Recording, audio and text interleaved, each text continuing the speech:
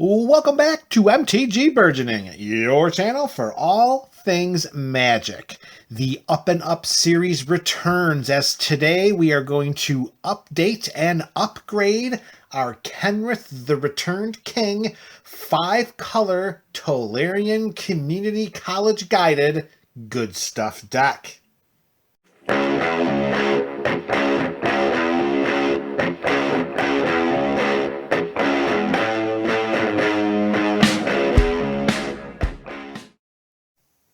What's up, MTGBC? That is the MTG Burgeoning community. Welcome back to another installment of the Up and Up series. Today we are going to update and upgrade Kenrith the Returned King.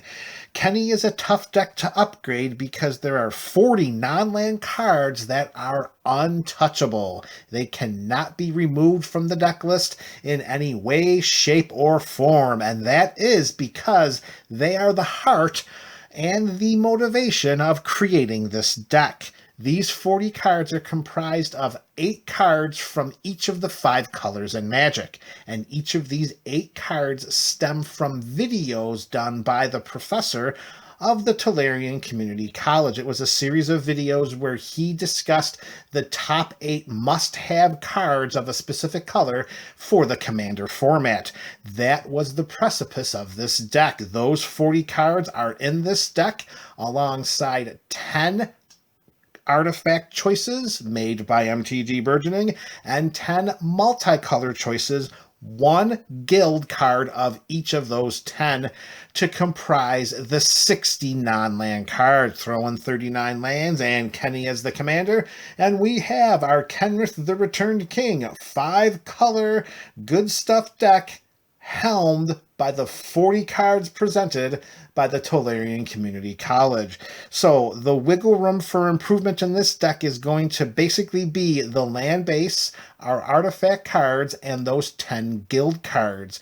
The guild cards were selected as what are the best cards that can help us win the game, and that's why each one of these 10 cards are in this deck, because there are very few win conditions and not a ton of creatures in those 40 cards presented by the professor. So it's up to MTG Burgeoning here to make sure that we have some win conditions in those decks. So before we move to the non-land cards, we are going to make a change to the mana base, and this is a change that is long overdue. As this is a 5-color good stuff deck, we definitely need ways in which to fix and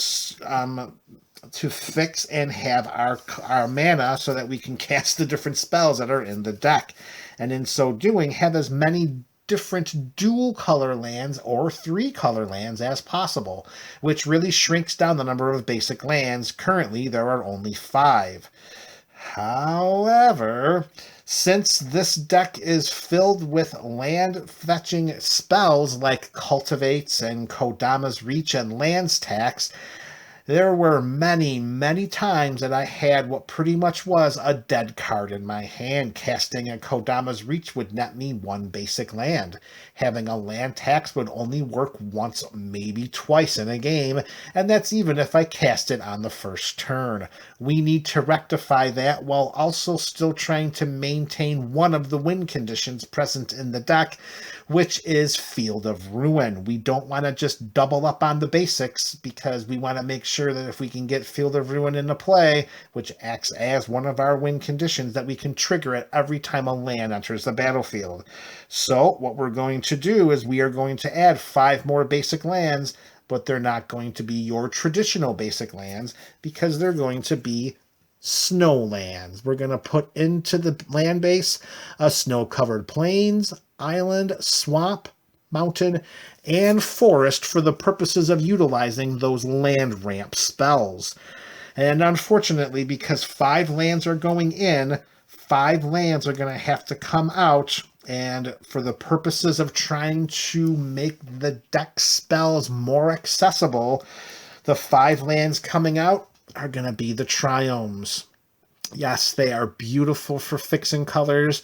They are option number 1 whenever a fetch land is dropped, but not being able to cast those spells, not being able to gain the benefits of the land tax or the solemn simulacrum that will come down and not fetch us a basic, particularly when we have Kenny's recursion ability, getting it into the graveyard, getting it back out, getting another basic. That dries up real quick when there are only 5 basics in the deck, and so many other spells and effects that put them onto the battlefield. So for the purposes of optimizing this deck, we are going to take a slight step backward in color fixing by getting rid of the 5 triomes and adding 5 basic snow decks to the land base of this build. And we're going to find out through play testing and gameplay whether or not those were the right choices. All right, next up, we are going to swap in 2 of the guild cards and swap out the corresponding guild cards that are already in the deck. So already in the 99, representing the Dimir Guild, was Mind Leech Mass. It was a 6/6 trampler for 5 blue and 2 black, that whenever it dealt combat damage to a player, I could look at that player's hand, and if I do, I can play a non-land card without paying that spell's mana cost. Not too shabby. The mana investment of 8 is pretty high, and we do have to make sure that we can send it into combat in order to get that, that combat damage trigger. This was, at the time, the best Dimir card I can come up with as a way in which to put a win condition into this deck to make Kenny a little more formidable at the table. However, as Magic usually does, a better card came along, and that card came in Adventures in the Forgotten Realms, and the new Dimir Guild card in this Kenny deck, it's going to be Xanathar Guild Kingpin. For 4 in Dimir colors, we have a 5/6 Beholder. At the beginning of our upkeep, we choose target opponent. Until end of turn, that player can't cast spells.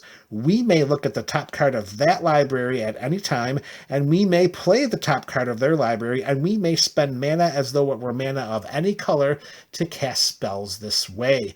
This is going to allow us to just tap into one of our opponent's decks and make that an extension of our hand, as opposed to just sending the Mind Leech Mass into combat, hoping it can strike for 6 trampoline damage and then cast a spell from their hand for nothing.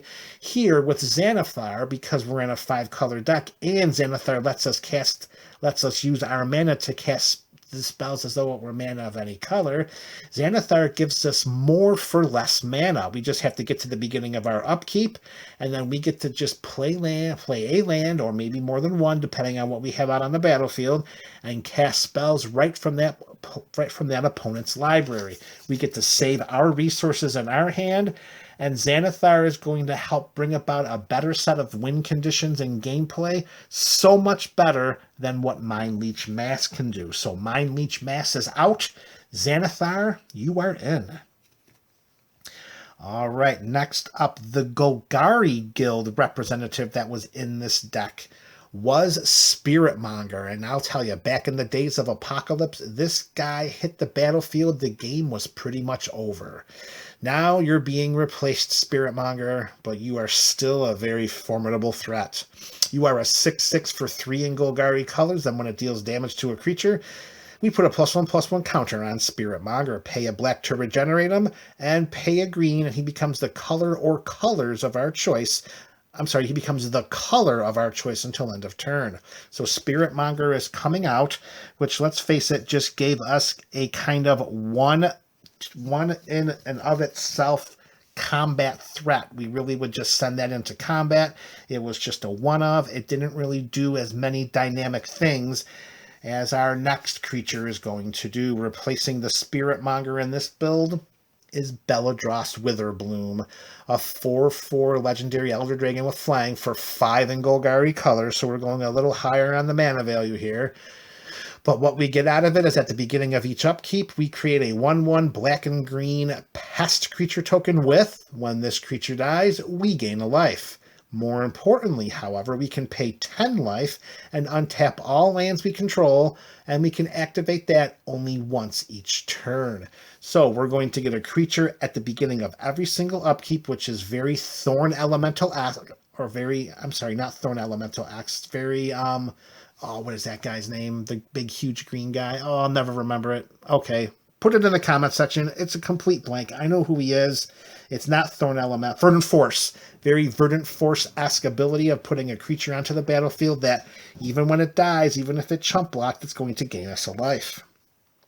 The pay 10 life to untap all lands we control that we can only do once per turn.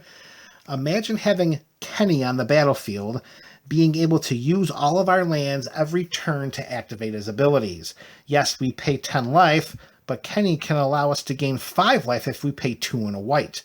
Let's say we have 10 lands in play, we can pretty much, in effect, untap all of them for just 5 life, maybe even 0 life if we activate Kenny's life-gaining ability, and then we can just continue to draw cards, recur creatures, put +1/+1 counters on.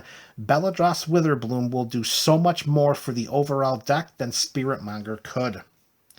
All right, next up, we are going to take out Swiftfoot Boots. This was one of the burgeoning choices, of course, because it was an artifact. There is a Lightning Greaves already included, so we're losing a little bit of our haste, but that's okay because what's going in is going to help do a lot more in the deck than losing a Swiftfoot Boots. Swiftfoot Boots is going in. I'm sorry, Swiftfoot Boots is coming out, and going in is Wormcoil Engine. 6/6 Death Touch lifelink. When it dies, we'll create a 3/3 worm with Death Touch and a 3/3 worm with lifelink. So taking out an artifact, taking out an equipment that protects one of our guys and gives them haste when we already have an equipment in there that can do the same thing, in order to put another threat onto the battlefield that has a great deal of synergy with Kenny and with the next card we're going to put into the deck. Just seems to make a lot of sense.